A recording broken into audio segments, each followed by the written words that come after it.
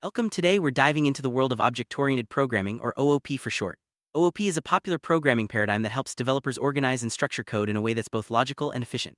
One of the core concepts in OOP is data abstraction, which we'll explore in detail throughout this video. Before we get into abstraction, let's quickly review what OOP is all about. OOP revolves around objects and classes, allowing us to model real-world entities in code. This approach makes complex software easier to manage and understand. Now let's set the stage for our deep dive into data abstraction. Data abstraction is a fundamental concept in OOP that allows programmers to hide complex implementation details and show only the necessary features of an object. Think of it as a way to simplify how we interact with objects, focusing on what they do rather than how they do it. For example, when you use a smartphone, you don't need to know how the internal circuits work, you just use the interface. Similarly, data abstraction lets us interact with objects through simple interfaces, making our code cleaner and easier to maintain. Abstraction is important because it helps reduce complexity in software development. By hiding unnecessary details, programmers can focus on solving higher-level problems without getting bogged down by the inner workings of every object. This not only makes code easier to read and maintain, but also enhances security by exposing only what's necessary. In large projects, abstraction allows teams to work independently on different parts of the system, confident that the interfaces will remain consistent. Let's use a real-world analogy to understand abstraction better. Imagine driving a car. You interact with the steering wheel, pedals, and gear shift, but you don't need to know how the engine or transmission works. The car's interface abstracts away the complex mechanics, letting you focus on driving. In OOP, abstraction works the same way. Objects provide simple interfaces, hiding the underlying complexity from the user. It's common to confuse abstraction with encapsulation, but they serve different purposes. Abstraction is about hiding unnecessary details and showing only relevant features, while encapsulation is about bundling data and methods together and restricting access to some components. Think of abstraction as focusing on what an object does, and encapsulation as controlling how it's done and who can access it. Both concepts work hand in hand to create robust OOP design. Abstraction in OOP can exist at different levels. At the highest level, we have abstract classes and interfaces that define what an object should do without specifying how. At a lower level, concrete classes implement these interfaces, providing the actual functionality. This layered approach allows developers to design flexible systems where details can be changed without affecting the overall structure. Abstract class is a class that cannot be instantiated directly. Instead, it serves as a blueprint for other classes. Abstract classes can have both abstract methods which have no implementation and concrete methods which do. This allows developers to define a common interface for a group of related classes while leaving the specific details to be implemented by subclasses. Interfaces are another tool for abstraction in OOP. An interface defines a contract that classes must follow, specifying what methods they must implement but not how. This allows different classes to share a common set of behaviors, even if their internal workings are completely different. Interfaces are especially useful for designing systems that need to be flexible and adaptable. Implement abstraction in your code. Start by identifying the essential features of the objects you're modeling. Define abstract classes or interfaces to represent these features, and then create concrete classes that provide the specific implementations. This approach keeps your code organized and makes it easier to update or extend in the future. Let's look at a practical example. Suppose you're building a drawing application. You might define an abstract class called shape with abstract methods like draw and resize. Then you can create concrete classes like circle, rectangle, and triangle, each providing their own implementation of the draw and resize methods. This way you can work with shapes in a generic way without worrying about the details of each specific shape. Abstraction offers several benefits in software development. It makes code easier to understand, reduces duplication, and allows for greater flexibility. By focusing on what objects do rather than how they do it, you can design systems that are easier to modify and extend. This leads to more maintainable and scalable software. Abstraction isn't just a programming concept, it's something we use every day. For example, when you use a remote control, you don't need to know how the TV processes signals. You just press a button and the TV responds. This is abstraction in action, hiding complexity and exposing only what's necessary for the user.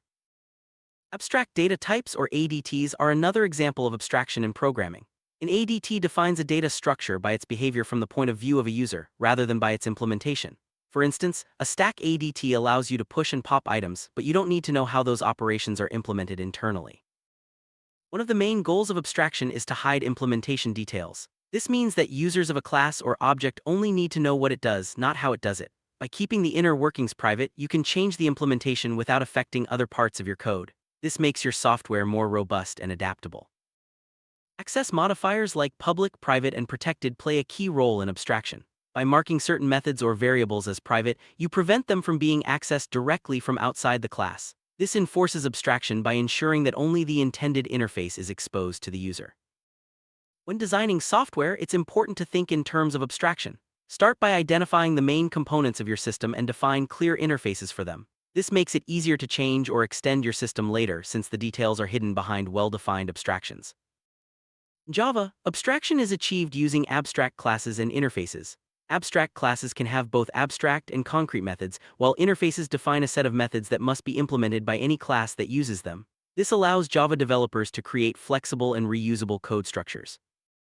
Python supports abstraction through abstract base classes, which are defined in the ABC module. By creating abstract base classes, Python developers can define common interfaces for related classes, ensuring consistency and reducing code duplication. This makes Python a powerful language for OOP. C++ uses abstract classes and pure virtual functions to achieve abstraction. An abstract class in C++ contains at least one pure virtual function, which must be implemented by derived classes. This allows developers to define common interfaces and ensure that all subclasses provide specific implementations. C# provides abstraction through abstract classes and interfaces, similar to Java. Abstract classes can contain both abstract and concrete methods, while interfaces define a contract that must be fulfilled by implementing classes. This approach helps C# developers build scalable and maintainable applications. Abstract methods are methods that are declared without an implementation. They serve as placeholders, requiring subclasses to provide the actual code. This enforces a consistent interface across different classes while allowing each class to implement the details in its own way. Polymorphism is closely related to abstraction. By using abstract classes and interfaces, you can write code that works with objects of different types in a generic way. This allows you to build flexible systems where new types can be added without changing existing code. Abstraction helps achieve loose coupling in software design. Loose coupling means that different parts of a system are independent and interact through well-defined interfaces. This makes it easier to modify or replace components without affecting the rest of the system. One of the strengths of abstraction is that it allows you to extend your system easily. By creating new classes that implement existing interfaces or extend abstract classes, you can add new functionality without changing the original code. This makes your software more adaptable and future-proof.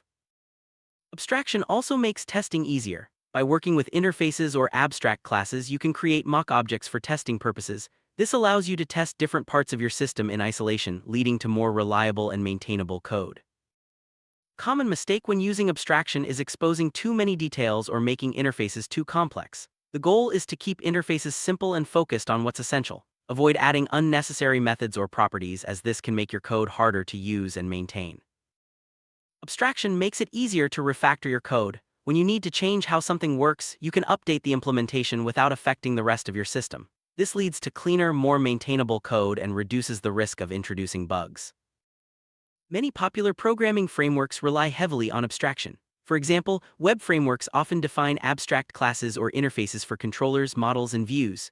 This allows developers to focus on building features while the framework handles the underlying details. Application programming interfaces, or APIs, are a great example of abstraction in action. APIs provide a set of functions or methods that you can use without needing to know how they're implemented. This allows developers to build on top of existing systems quickly and efficiently. Databases use abstraction to hide the details of data storage and retrieval. When you interact with a database, you use queries to request or modify data without needing to know how the data is stored on disk. This makes working with data much simpler and more efficient. Operating systems use abstraction to manage hardware resources. For example, when you save a file, the OS provides a simple interface, hiding the details of how data is written to the disk. This allows users and applications to interact with hardware in a consistent and straightforward way. Networking protocols use abstraction to simplify communication between devices. For instance, the TCP/IP protocol stack abstracts away the details of how data is transmitted, allowing applications to send and receive information without worrying about the underlying network hardware. User interfaces are a perfect example of abstraction. When you use a graphical interface, you interact with buttons, menus, and icons without needing to know how the underlying code works. This makes software more accessible and user-friendly. Programming libraries provide abstraction by offering pre-built functions and classes. Developers can use these libraries to perform complex tasks without having to write all the code themselves. This speeds up development and reduces the chance of errors. Abstraction can also improve security by hiding sensitive details. By exposing only what's necessary, you reduce the risk of accidental misuse or malicious attacks. This is especially important in large systems where many developers may be working on different parts of the code. Cloud computing platforms use abstraction to provide services like storage and computing power. Users interact with simple interfaces, while the platform handles the complex details of resource management and scaling behind the scenes. Mobile app development relies on abstraction to provide a consistent experience across different devices. Developers use APIs and frameworks that abstract away hardware differences, allowing apps to run smoothly on various smartphones and tablets. Game engines use abstraction to manage graphics, physics, and input. Developers can focus on creating gameplay and story while the engine handles the technical details. This makes game development more accessible and efficient. Robotics programming uses abstraction to control complex hardware. High-level commands are translated into low-level actions by the robot's software, allowing developers to focus on tasks like navigation and object recognition without dealing with every sensor and motor directly. Artificial intelligence frameworks use abstraction to simplify the process of building and training models. Developers use high-level APIs to define neural networks and algorithms, while the framework handles the mathematical computations and optimizations behind the scenes. The Internet of Things, or IoT, relies on abstraction to connect devices and manage data.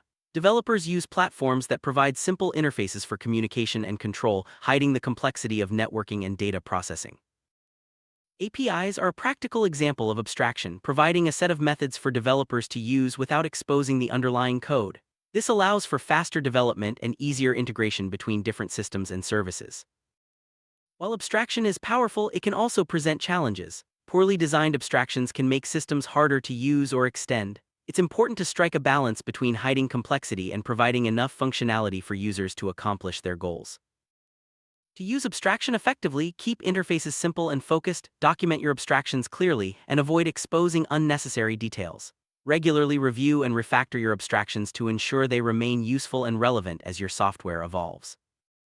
Summary: data abstraction is a key concept in object-oriented programming that helps manage complexity, improve code quality, and make software more flexible. By focusing on what objects do rather than how they do it, abstraction allows developers to build robust, maintainable, and scalable systems. Remember to apply abstraction thoughtfully in your projects to unlock its full potential.